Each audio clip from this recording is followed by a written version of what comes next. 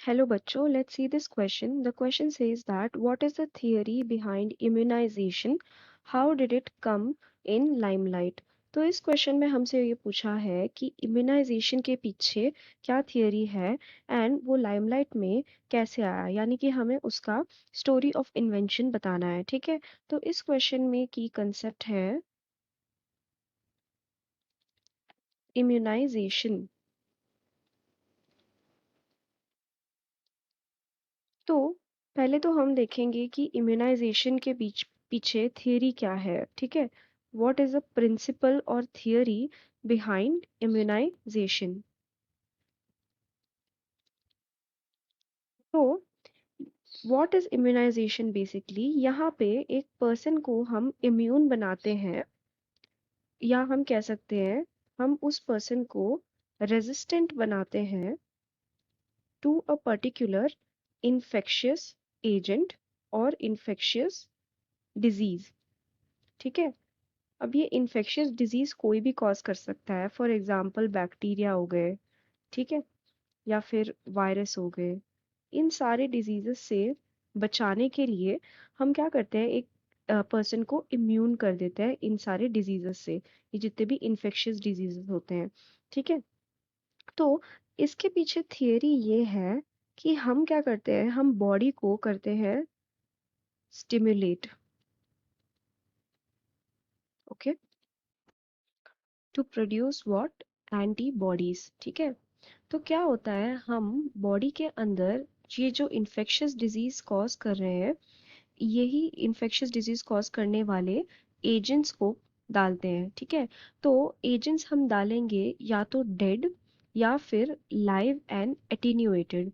ठीक है, यानी कि हम उसका जो वीकर फॉर्म है उस पर्टिकुलर इन्फेक्शियस एजेंट का, वो बॉडी के अंदर इंट्रोड्यूस करवाएंगे। एज अ रिजल्ट क्या होगा कि सिंस हमने ये इन्फेक्शियस एजेंट बॉडी के अंदर इंट्रोड्यूस करवाया है, बॉडी खुद ब खुद एंटीबॉडीज प्रोड्यूस करने लग जाएगी टू फाइट विद देम। ठीक है, एंड हमारे बॉडी के अंदर उस पर्टिकुलर एजेंट के लिए मेमोरी क्रिएट हो जाएगी।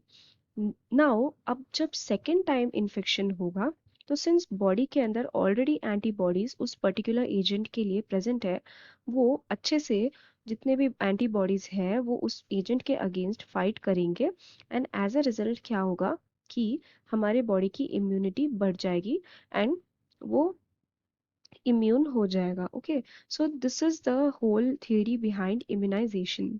नाउ द फैक्ट अबाउट ये इम्यूनाइजेशन वाला थियरी लाइमलाइट पे कैसे आया, तो इसके बिहाइंड जो साइंटिस्ट थे एडवर्ड जेनर, उनका हाथ है।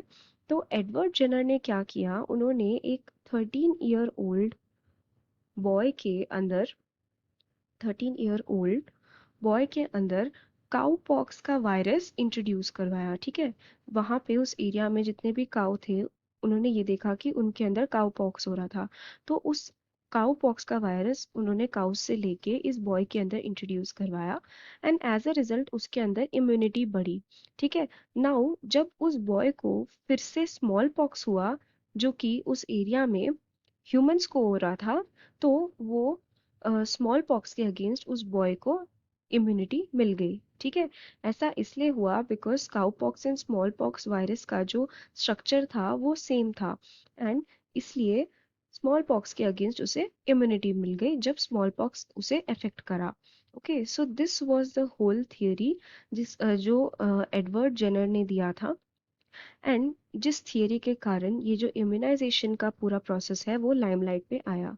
सो I hope you have understood it well. Best of luck.